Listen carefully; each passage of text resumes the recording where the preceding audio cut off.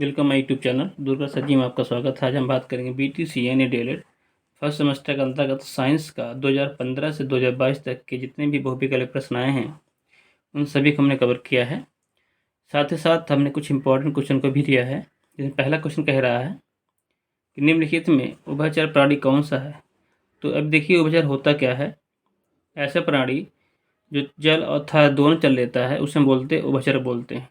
देखिए जल और थल मतलब जमीन और पानी में कौन चल लेता है, तो ऑप्शन नंबर 3 कछुआ सही है। कह रहा है कि कौन सा मछली का अनुकूलन अंग नहीं है, अर्थात ये कह रहा है कि इसमें कौन सी चीज़ जो है मछली में नहीं पाया जाता है।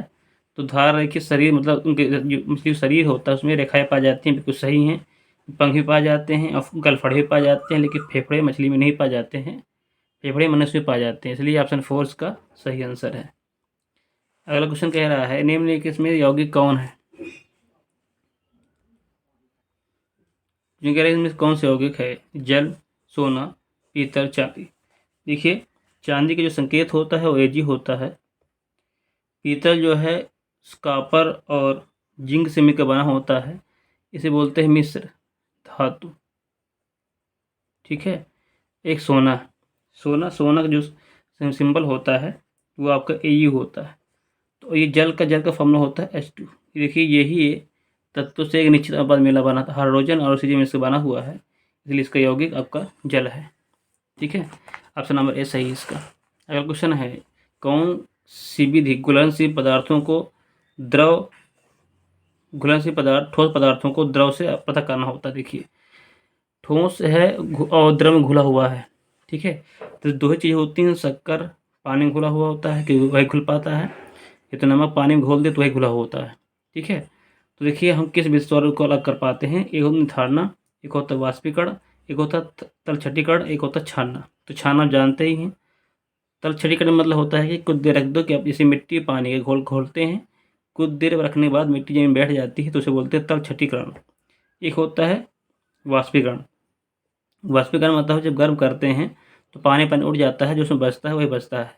ठीक है, पानी उड़ जाएगा, जो उसमें तत्व होता है वो बचा रहता है। इसे नमक जब बनाते हैं, नमक पानी घुलनशील होता है, तो जब भी नमक बनता है तो नमक को क्या करते हैं, पानी को वाष्पीकरण कर देते हैं, तो जो बचता है वही आपका नमक कहलाता है। तो इसमें पहला नंबर 2 सही है कि घुलनशील पदार्थों को अलग करने के लिए हम वाष्पीकरण विधि का उपयोग करते हैं। अगला क्वेश्चन है कि किसी तत्व के क्षेत्रफल का मात्रक क्या होता है। इस जब मैं आपको गणित पढ़ा रहा था तो कई बार मैंने कहा कि क्षेत्रफल का मात्रक का मीटर स्क्वायर होता है, इसको हम वर्ग मीटर भी बोला जाता है। ठीक है, तो इसका सही है, ऑप्शन नंबर 3 इसका सही है।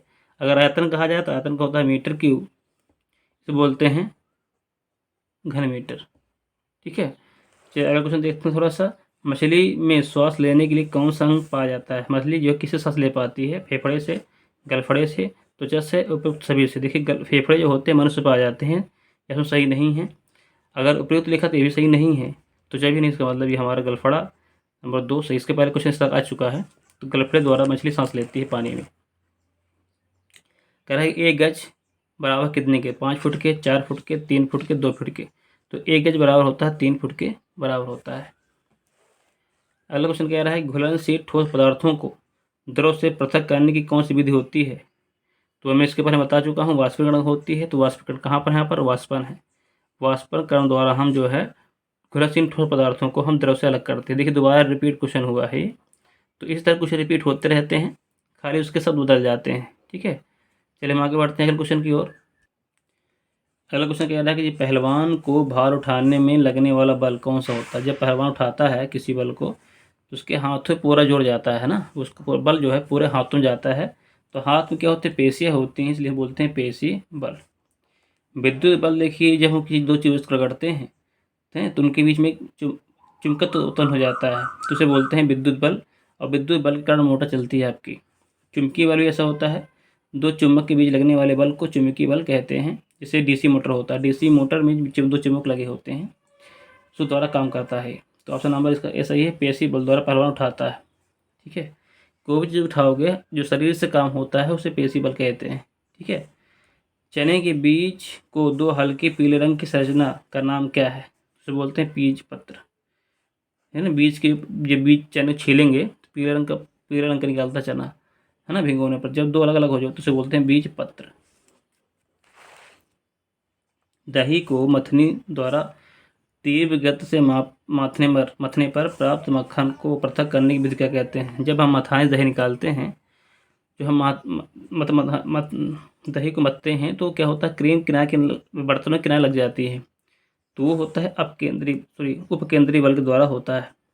ठीक है, उपकेंद्रीय बल देखिए क्या होता है, ये एक नगण्य बल होता है जो केंद्र की ओर शून्य माना जाता है और बाहर की तरफ थोड़ा हल्का लगता है। जैसे अब इसका सेकंड एग्जांपल है सर्कस। सर्कस में जो मोटरसाइकिल लेके चक्का लगाते हैं, है ना, कुएं, मौत का कुआं होता है, उसमें जो गाड़ियाँ चलती हैं और मोटर से चलती हैं, वो अब केंद्रीय बल के द्वारा होता है, ध्यान दीजिएगा। ठीक है, अब जब मोड़ पर आप देखेंगे, जब मोड़ होती है, जब गाड़ी मोड़ी जाती है तो एक तरफ जो रोड होता है ना, ऊंचा होता है, तरफ खाली होता है, तो गाड़ी जब मोड़ बनती है तो वो भी क्या होता है, अब केंद्रीय बल के कारण काम करता है।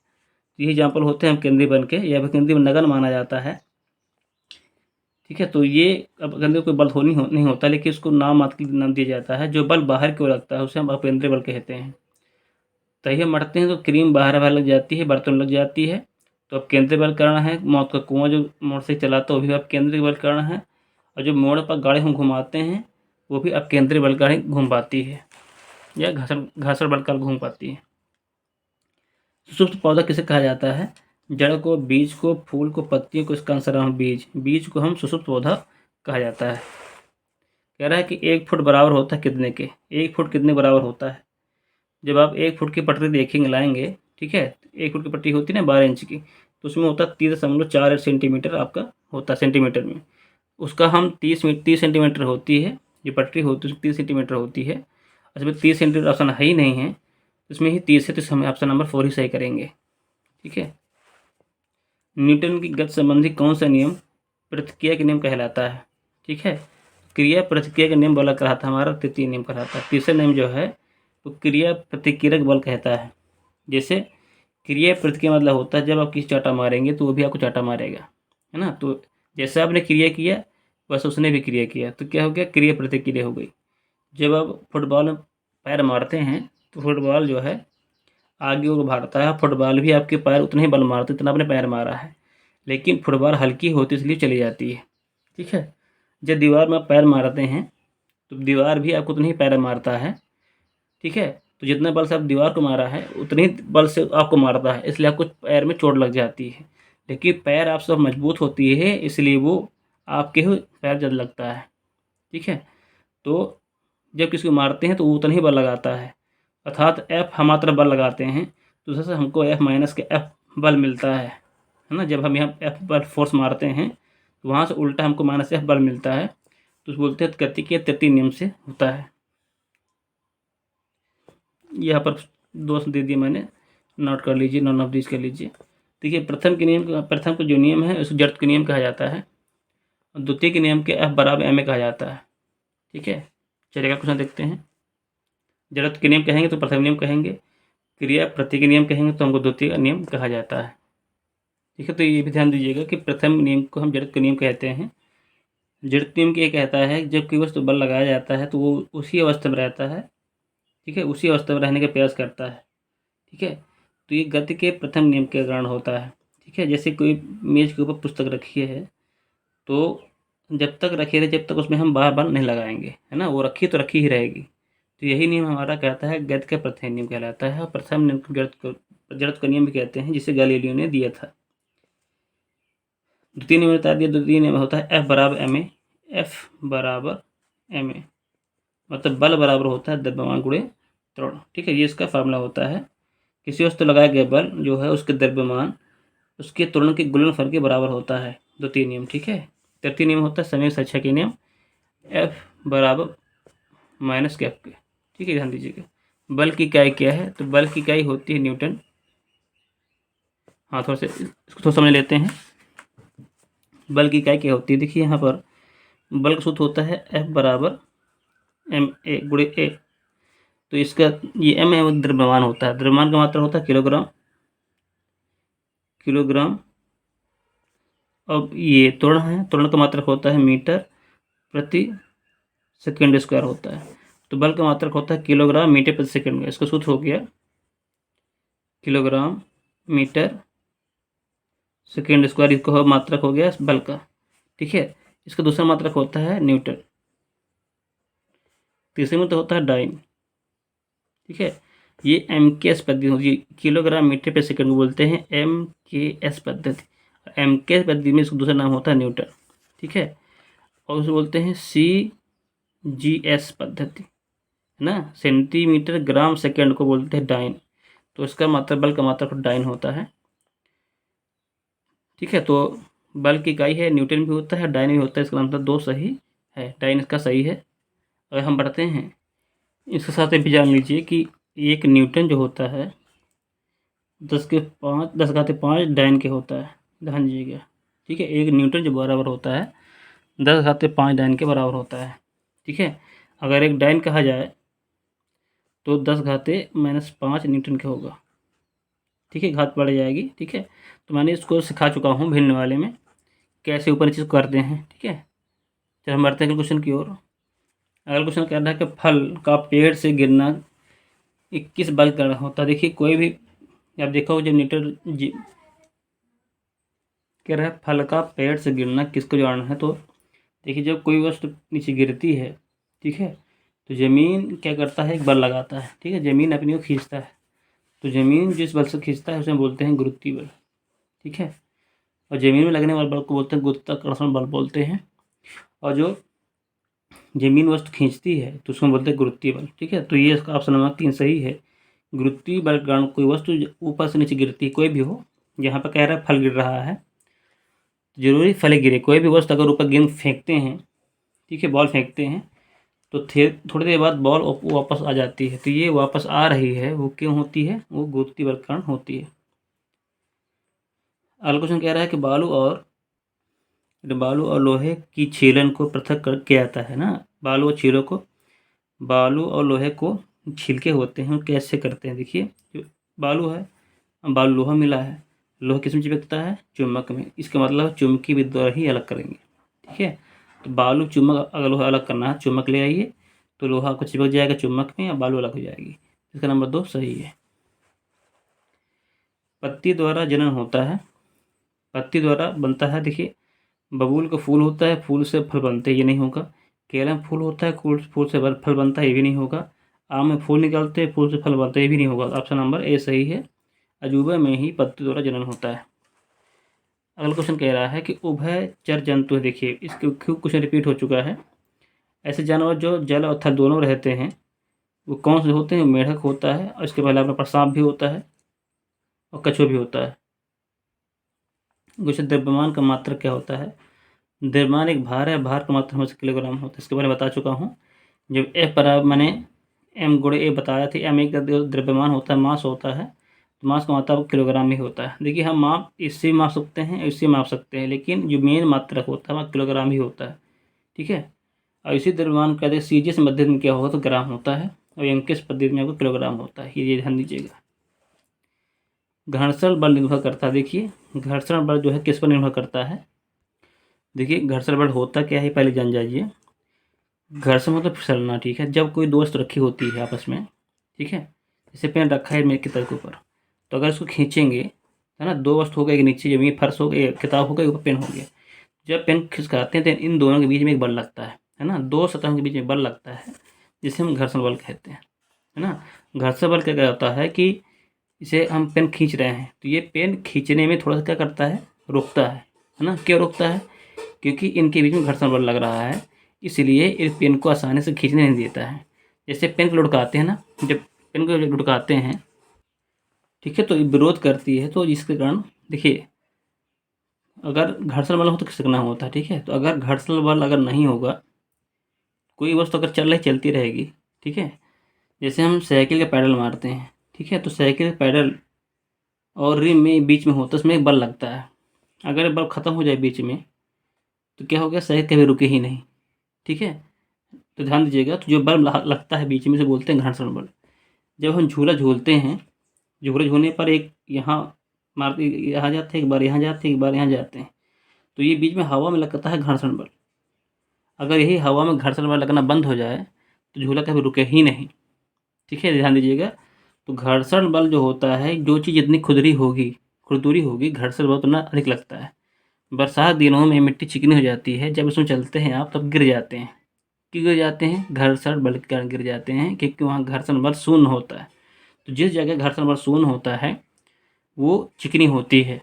घर्षण अगर ज़्यादा है, इसका मतलब उसकी सतह पर प्रकृति पर निर्भर कर रहा है कि उसकी प्रकृति कैसी है, खुरदुरी है तो चिकनी है। तो ऑप्शन नंबर 1 सही इसका है। घर्षण पर निर्भर करता है, उसकी प्रकृति पर निर्भर करता है।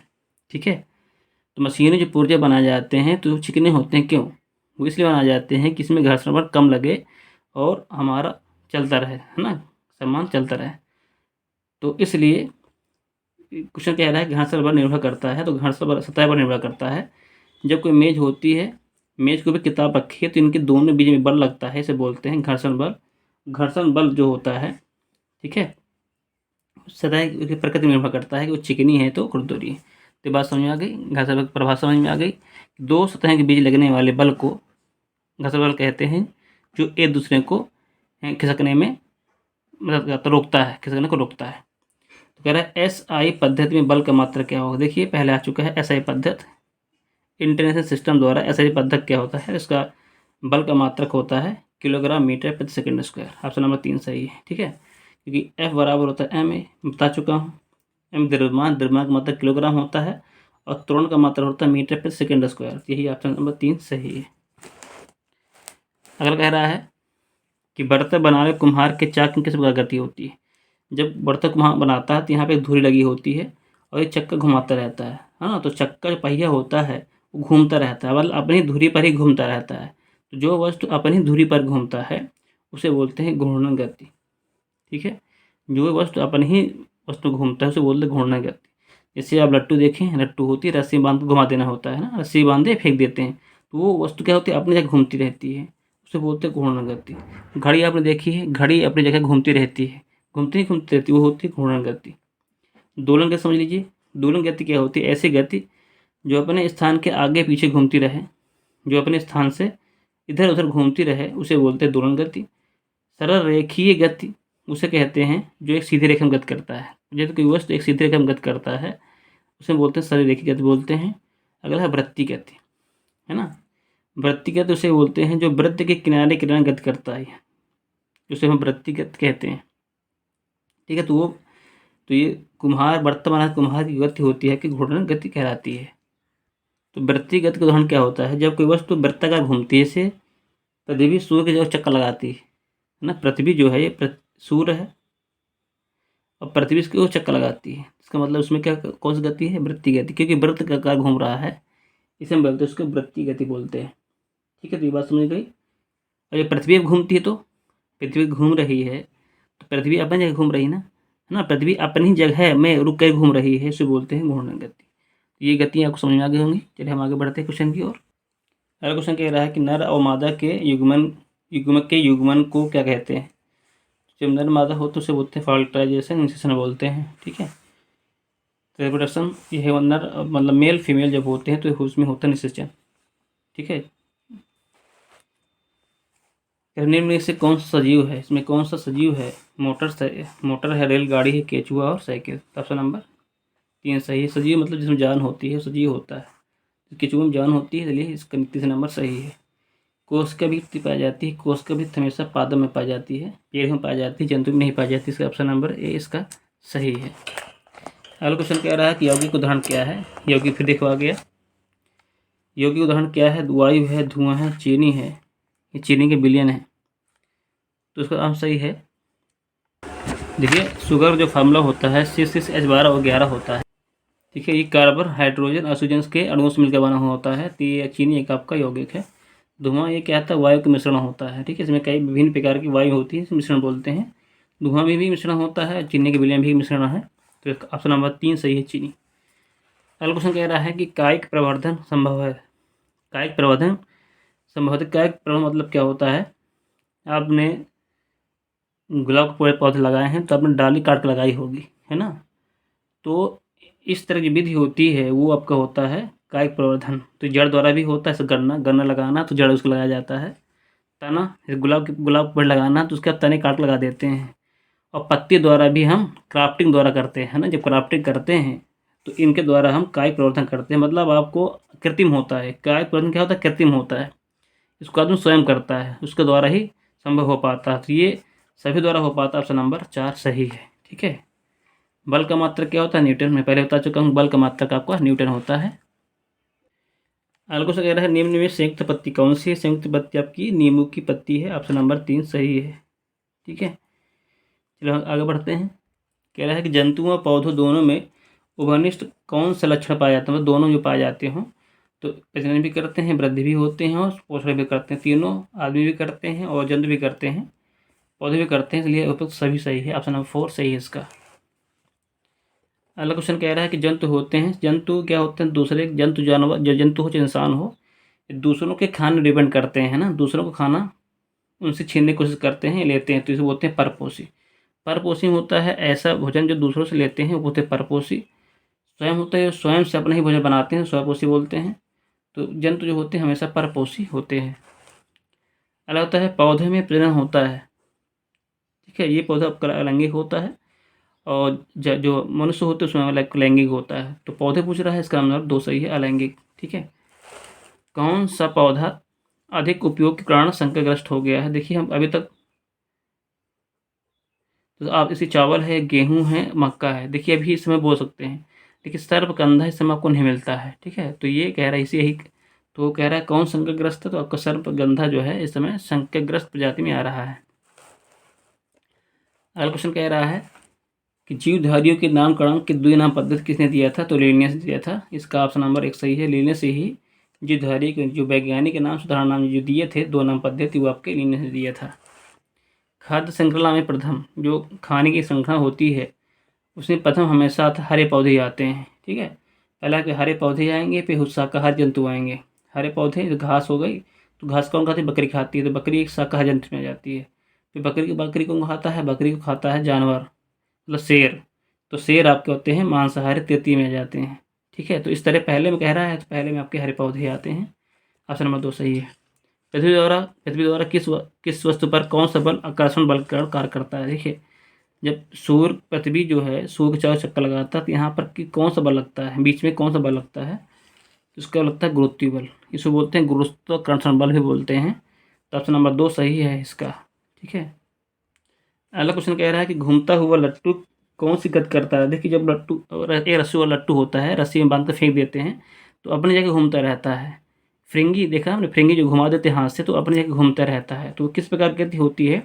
या फिर घूर्णन गति होती है। मैं बता चुका हूँ कि जो वस्तु अपने जगह पर रहकर घूमती है, अपनी जगह पर ही घूमती है, उसे बोलते हैं दोलन गति, सॉरी घूर्णन गति बोलते हैं। दोलन गति क्या होती है? जो झूला, झूला आपने देखा है, झूला क्या करता है कि एक आगे जाता है, पीछे जाता है, आगे जाता है, पीछे जाता है, तो इसमें जो गति होती है दोलन गति होती है। ठीक है, वृत्तिगत बता चुका हूँ कि जो पृथ्वी है सूर्य चक्कर लगाती है, वृत्ति गति क्या आता है। ठीक है, तो हम आगे बढ़ते हैं। अलग अलग दो आवेशों के बीच कार्य करने वाले बल क्या कहते हैं? ठीक है, जो एक पॉजिटिव आवेश होता है, नेगेटिव आवेश होता है, तो इनकी जो बल करता है बीच में, तो वो आपका होता है वैद्युत बल। विद्युत बल होता है जो दो आवेश कार्य करते हैं प्लस माइनस। विद्युत आवेश तो बैटरी सेल होता है, तो सेल के एक तरफ प्लस होता है और नीचे और माइनस होता है, तो यही आपको उसमें वैद्युत बल होता है। किस पौधे के पुष्प विश्व में सबसे ज़्यादा बड़े होते हैं? और रेफ्लेक्सिया है। ऑप्शन नंबर 2 सही है। रेफ्लेक्सिया के पौधा सबसे बड़ा, ये पुष्प होता है सबसे बड़ा होता है।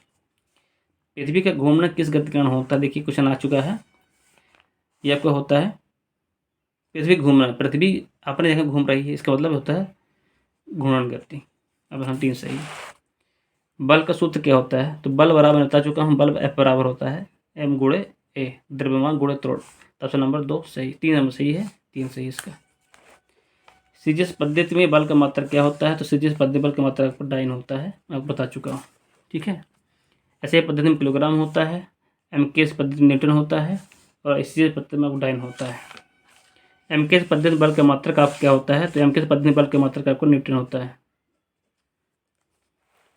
अगला क्वेश्चन कह रहे हैं चलती ट्रेन में गति, जब कोई ट्रेन चल रही होती है तो किस प्रकार गति होती है? तो आपकी वो रेखीय गति होती है, इसको हम बता चुके हैं। कह रहा है कि कोल्हू कोल्हू में जुड़े बैल गति। देखिए पुराने ज़माने में जब हम जो सरसों लाई होती है, तेल निकालते थे, बैल द्वारा निकाला करते थे। यहाँ पर एक मशीन लगी होती है और बैल क्या करता, चारों घुमाया करता था उस मशीन को। बैल में यहाँ बांध देते थे तो बैल चलते रहते थे, तो बैल होता है घूमते रहते थे, है ना, अपनी जगह में वही बाबा घूमते रहते थे। तो किस प्रकार गति कहलाती है, तो इसको बोलते हैं हम घूर्णन गति। ठीक है, इसको बोलते हैं घूर्णन गति कहते हैं। लेकिन ये कह रहा है कि बैलों गति है, तो बैल क्या कर रहा है, बैल चारों तरफ चक्कर लगा रहा है ना, तो ये होगा यहाँ पर वृत्तिगत, सॉरी वृत्तिगत होगी, गति नहीं होगी, क्योंकि बैल कह रहा है ना, ये तो कह रहा है बैल चारों तरफ चक्कर लगा रहे हैं, तो इसको हम वृत्तिगत कहेंगे। ठीक है, चलिए हम आगे बढ़ते हैं। कह रहा है कि नमक के विलयन से नमक को अलग करना कौन सी विधि द्वारा होता है, इसको मैं बता चुका हूँ, वाष्पन। वाष्प द्वारा ही नमक को निकालते हैं। विषमांगी मिश्रण नहीं है, मतलब समांगी मिश्रण कौन सा है, तो समांगी मिश्रण देखिए चीनी बालू मिलाने पर ये अलग अलग दिखते हैं, ये विषमांगी मिश्रण है। वायु और मिश्र धातु मिला दें तो भी विषमांगी मिश्रण होता है, लेकिन पानी चीनी मिला देते हैं तो आपस में घुल जाती हैं, तो इसलिए समांगी मिश्रण है। कह रहे विषमांगी नहीं है, तो ये समांगी मतलब समांगी है, तो समांगी चीनी और पानी है। ऑप्शन नंबर 2 सही है। अगला है समांगी मिश्रण कौन सा, ऐसे दो मिश्रण जो आपस में घुल जाते हैं वो समांगी मिश्रण कहलाते हैं। तो पानी या बालू को घोलने पर ये मिलते नहीं, तो विषमांगी हो गया। पानी या मिट्टी तेल मिलाने पर भी विषमांगी होते, घुलते नहीं आपस में, लेकिन पानी चीनी आपस में घुल जाते हैं, तब हो गया समांगी मिश्रण। अगर रहा है कि वायु क्या है, वायु एक विषमांगी मिश्रण है, क्योंकि इसमें विभिन्न प्रकार गैस आपस में मिली हुई होती हैं, इसे विषमांगी मिश्रण इसको कहते हैं। बालू लोहे के छीलन को पृथक करते हैं, इसका आंसर है चुंबकीय पृथक्करण द्वारा, है ना। बालू लोहा है तो लोहा को अलग करना है, तो चुंबक द्वारा ही अलग हो पाएगा। ऑप्शन नंबर 3 सही है। द्रवों का आयतन का मात्रक क्या है, मीटर क्यूब, मैं बता चुका हूँ, सॉरी द्रवों को मापते किससे हैं, लीटर से मापते हैं, है ना, तो इसका लीटर आपका सही है ना। कोई दूध है, पानी है मापते तो लीटर से ही मापते हैं, तो लीटर इसका सही है। वाष्प को द्रव में बदलने की क्रिया को, वाष्प को द्रव में, ठीक है, कोई अगर वाष्प है अब वो पानी बदलना है तो इसको बोलते हैं संघनन विधि। संघनन विधि द्वारा ही हम पानी को वाष्प से द्रव, जैसे भाप बनी होती है, भाप को जब ठंडा कर लेते हैं पानी बन जाता है, तो पानी को ठंडा करना ही संघनन कहलाता है। वाष्पन क्या होता है, वाष्पन क्या होता है, द्रव को जब गर्म करते हैं तो भाप बन जाता है, यानी वाष्प बन जाता है, तो इसका सही वाष्पन ये है। मतलब जब कोई द्रव सीधे वाष्प बदल जाती है तो उसे बोलते हैं वाष्पन, जो वाष्प द्रव बदल जाती है उसको बोलते हैं संघनन। ठीक है, अगला क्वेश्चन करते हैं। किसी वस्तु के तल का क्षेत्रफल का मात्रा क्या होता है, मैंने बताया मीटर स्क्वायर होता है, मीटर स्क्वायर हो जाएगा, इसका सही है, नंबर 3 सही है। अगला देखते हैं क्वेश्चन को। ऐसे पदार्थ जो जल में घुल जाते हैं, ऐसे पदार्थ जो जल में घुल जाते हैं उसे क्या बोलते हैं, विलेय। ठीक है, और जल में घुल जाए तो विलेय बोलते हैं, और जल क्या कहलाएगा, विलायक कहलाता है। एक होता है विलेय, एक होता है विलायक। तो जो घुलता है वो विलेय होता है, जिसमें घोला जाता है वो विलायक कहलाता है। जैसे जल में शक्कर घोलना है तो शक्कर विलेय हो गई, लेकिन जल क्या है, विलायक हो गया। मतलब विलायक की मात्रा ज़्यादा होती है, विलेय की मात्रा कम होती है, ध्यान दीजिएगा। अगला से पदार्थों को पृथक करने की विधि क्या कहते हैं, जो पदार्थ आपस में घुल नहीं सकते हैं उसको कैसे अलग कर सकते हैं, तो उसको है निर्धारणा बोलते हैं। निथार द्वारा हम आसानी से अलग कर सकते हैं। पत्तियों द्वारा कायिक प्रवर्धन होता है, देखिए कायिक प्रवर्धन ये भी होता है, ये होता है ब्रायफिल्म में। ऑप्शन नंबर ए सही है, पत्तियों द्वारा जो कायिक प्रवर्धन होता है उसे बोलते हैं ब्रायफिल्म। घड़े के पेंडुलम की गति, घड़ी जब आप देखो पुराने ज़माने में घड़ी में एक पेंडुलम लगी रहती है, इधर उधर चक्कर लगा, घंटे, पुराने ज़माने में घड़ी हुआ करती थी और यहाँ पर एक घंटा लगा हुआ करता था, उसे बोलते हैं पेंडुलम। तो कह रहा है पेंडुलम जो गति होती है वो कौन सी गति होती है, वो दोलन गति होती है, मैं बता चुका पहले ही, क्योंकि वे अपने स्थान पर घूमती रहती है। जो घंटा होता है जो लगा होता है, टन टन बोलता है, वो अपने स्थान घूमता रहता है, तो उसे बोलते हैं दोलन गति। अब पुष्पीय पौधा कौन सा है, आपका फर्ण कहलाता है। ठीक है, सरसों फूल होते हैं, कूंद में फूल होते हैं, सूरजमुखी फूल होते हैं, लेकिन फर्ण फूल नहीं होता है, सीधे ही बना होता है, बिना फूल के ही बन जाता है, तो इसे बोलते हैं फर्ण अपुष्पीय पौधा है। जो तीव्र का मतलब क्या होता है, कैंडला, इसका मात्रक होता है कैंडला। विद्युत धारा का मात्रक होता है एम्पियर। ताप का मात्रक होता है केंद्रीय, केन होता है। और देखिए मोल जो होती है, देखिए एक होता है मूल मात्रक होता है, एक व्युत्पन्न मात्रक होता है। ठीक है, ऐसे मात्रक जो किसी अन्य मात्रक परिवर्तित नहीं होते हैं, मतलब किसी अन्य मात्रक संबंध नहीं होता है, मतलब स्वयं का एक मात्रक होता है, उसे बोलते हैं मूल मात्रक। व्युत्पन्न मात्रक वो होते हैं जो मूल मात्रक से सहायता से बनाए जाते हैं, वो व्युत्पन्न मात्रक होते हैं। अब मूल मात्रक एक दूसरे स्वतंत्र होते हैं, जो एक दूसरे में नहीं बदलते हैं, है ना, इसका जो है दूसरे में कोई संबंध नहीं होता है, और मूल मात्रक हमारे 7 होते हैं, ध्यान दीजिएगा। उसी में पूछा ज्योत तीव्रता का मात्रक क्या है, कैंडिला। ज्योत तीव्रता का मात्रक कैंडिला होता है। विद्युत धारा का मात्रक होता है एम्पियर होता है। और ताप का मात्रक आपका केल्विन होता है, सेंटीग्रेड भी होता है, ठीक है, लेकिन मूल मात्रक आपका केल्विन होता है। तो ताप का मात्रक होता है केल्विन या सेंटीग्रेड, ठीक है, दोनों होते हैं। और मोल क्या होता है, पदार्थ की मात्रा। पदार्थ की जो मात्रा कहलाती है वो आपकी मोल कहलाती है, मोल हो गया, ठीक है। अगला कह रहा है, अगला कह रहा है कि निम्न में तने का रूपांतरण नहीं है, मतलब तना इसमें नहीं, कौन नहीं है। तो ऑप्शन नंबर इसका सही है शकरकंद। शकरकंद जो है ये तने का रूपांतर नहीं, बाकी अदरक है, आलू, हरली है। अगला क्वेश्चन देखते हैं, चाल का सूत्र क्या होता है। चाल बराबर क्या होता है, दूरी बटे समय। मैं जब मैथ पढ़ा रहा था तो मैं बताया था। तो चाल बराबर होता है दूरी बटे से। ऑप्शन नंबर 2 इसका सही है। चलिए हम आगे बढ़ते हैं। इसका मात्रक क्या होगा, चाल का मात्रक क्या होगा। दूरी की मात्रा का मीटर होता है, समय का मात्रा सेकंड होता है, ठीक है। दूरी की मात्रा मीटर होता है, समय का मात्रा सेकंड होता है। तो ये क्या हो गया, मीटर प्रति सेकंड, इसको बोलते हैं प्रति, मीटर प्रति सेकंड। चाल का मात्रक हो गया मीटर प्रति सेकंड। अब वेग का भी यही मात्रक होता है, मीटर प्रति सेकंड, ध्यान दीजिएगा, ठीक है। चलिए हम आगे बढ़ते हैं क्वेश्चन की ओर।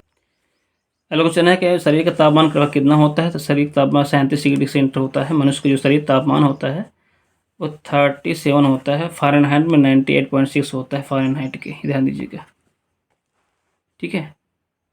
इसमें कह रहा है कौन सदिश राशि नहीं है, ठीक है। ऐसी राशियाँ जिनकी दिशा मालूम होती हैं, ठीक है, तो उसे बोलते सदिश राशि बोलते हैं। विस्थापन, वेग, त्वरण, ठीक है, ये क्या होती हैं, विस्थापन, वेग, बल। विस्थापन, वेग, बल, त्वरण, ये क्यों सदिश राशि होती हैं। समय नहीं होता है, इसका ऑप्शन नंबर 4 सही है, सदिश नहीं है। ऐसी राशियाँ जिसके साथ दिशा मालूम हो, है ना, मतलब परिणाम के साथ दिशा भी मालूम हो, उसे बोलते सदिश राशि बोलते हैं। तो सदिश राशि ये होते विस्थापन, वेग, बल, त्वरण आदि। ये होता ही नहीं है, तो इसका नंबर 4 सही नहीं पूछ रहा है ना। पदार्थ कितनी अवस्थाएं होती हैं। पदार्थ के 3 होती हैं, एक होती है ठोस, एक होती है द्रव, एक होती है गैस। ठोस, द्रव, गैस होती है पदार्थ की 3 अवस्थाएं। तो ऐसा कौन पदार्थ है जो 3 अवस्था में पाया जाता है। तो आपका जल है। जल जो है 3 अवस्था में पाया जाता है, ध्यान दीजिएगा, पानी इसे बोलते हैं। 2 या 2 से अधिक प्रकार के परमाणु से मिलकर जो निश्चित अनुपात मिलते हैं उसे बोलते हैं यौगिक। हम इसे यौगिक बोलते हैं। मिश्रण में कोई अनुपात नहीं होता है। ऊर्ध्वपातन का उदाहरण नहीं है। देखिए ऊर्ध्वपातन क्या होता है, ऐसे पदार्थ जो बिना द्रव में बदले सीधे वाष्प बदल जाता है। जैसे कपूर, कपूर एक ठोस होता है, जैसे कपूर गर्म करते हैं सीधे वाष्प बदल जाता है ना। आयोडीन भी होता है, अगर गर्म करते हैं सीधे वाष्प बदल जाता है। नौसागर भी ऐसा होता है, जब गर्म करते हैं सीधे वाष्प बदल जाता है। तो ऐसे वस्तु सीधे ऐसे पदार्थ जो द्रव बदल कर सीधे वाष्प बदल जाते हैं उसे हम ऊर्ध्वपातन कहते हैं। तो ऊर्ध्वपातन हमारा कपूर होता है, आयोडीन होता है और नौसागर होता है, लेकिन तेल नहीं होता है। ऑप्शन नंबर 4 इसका सही है। एक बच्चा झूला झूल रहा है, उसमें किस प्रकार की गति होगी। तो मैं बता चुका हूँ, तो बताइए इसका आंसर क्या होगा। एक बच्चा झूल रहा है, उसकी गति किस प्रकार की गति होगी, अपने आप बताइए। इसका नियम बताइए, गति का 2-3 नियम क्या है, इसको भी कमेंट बॉक्स बताइएगा। मैं बता चुका हूँ पहले भी। फार्मूला क्या होता है गति का, मतलब बल का फार्मूला क्या होगा। अगला है कि F बराबर माइनस एफ ए बी बराबर है माइनस एफ बी ए, जो नियम है किस नियम पर कार्य करता है। तो ये भी आपको कमेंट बॉक्स बताना है आपको, ठीक है। तो मैंने आपको कुछ इंपॉर्टेंट क्वेश्चन आपके लिए लेकर आए थे, तो ज़रूर ही आपको अच्छा लगा होगा। तो इस वीडियो को शेयर जरूर करिएगा, लाइक जरूर करिएगा, ठीक है। और हमारा चैनल सपोर्ट जरूर करिएगा, जिससे हम आगे आपके लिए अच्छी वीडियो लाते रहें, ठीक है। तो वीडियो देखने के लिए थैंक यू, धन्यवाद।